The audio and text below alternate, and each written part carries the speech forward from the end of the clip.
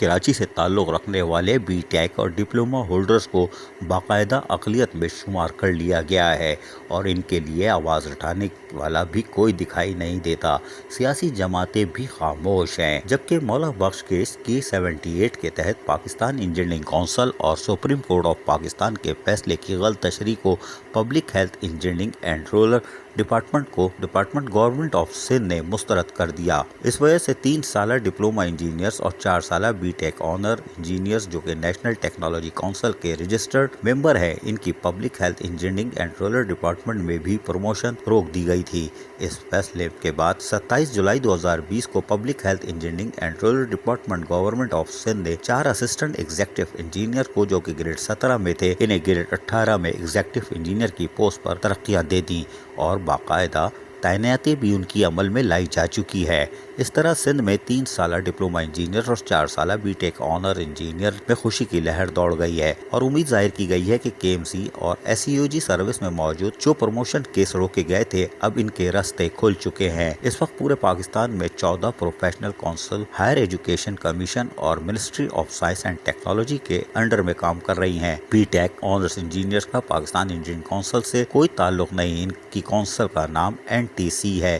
لیکن غلط تشریح کی بنا پر وزارت بلدیات کے ساتھ ساتھ بلدیہ عظمیٰ کراچی نے بھی اپنے بی ٹیک اور ڈپلوما ہولڈر انجینئرز کو اقلیت میں شمار کرنا شروع کر دیا تھا اور آج بھی متعدد افسران ویٹنگ آف پوسٹنگ ہیں، ان کو تعینات نہیں کیا جا رہا۔ لیکن حیران کن طور پر public health engineering and rural department government of Sindh نے جو 4 ایگزیکٹو انجینئرز کی تعیناتی اور پروموشن کے احکامات جاری کیے ہیں، وہ بھی حیران کن ہے کہ سندھ کی دھرتی ایک ہے، لیکن اس احکامات سے کراچی الگ اور ٹول پلازا کے آگے معاملات الگ نظر آتے ہیں۔ لیکن متعدد انجینئرز کا کہنا ہے کہ 4 اسسٹنٹ ایگزیکٹو انجینئرز جو کہ گریڈ 17 میں تھے، ان کو جو گریڈ 18 مل چکا ہے اور ان کی تعیناتی ہو گئی ہے، اس سے اس بات کی قوی امید ہے کہ ان کو بھی اب اقلیت سے باہر لایا جا سکے گا۔ لیکن یہ بات طے ہے کہ بی ٹیک اور ڈپلوما انجینئر جن کا تعلق کراچی سے ہے، وہ اقلیت قرار دیے جا چکے ہیں۔ عزیز عارف، KBS بلدیاتی نیوز، کراچی۔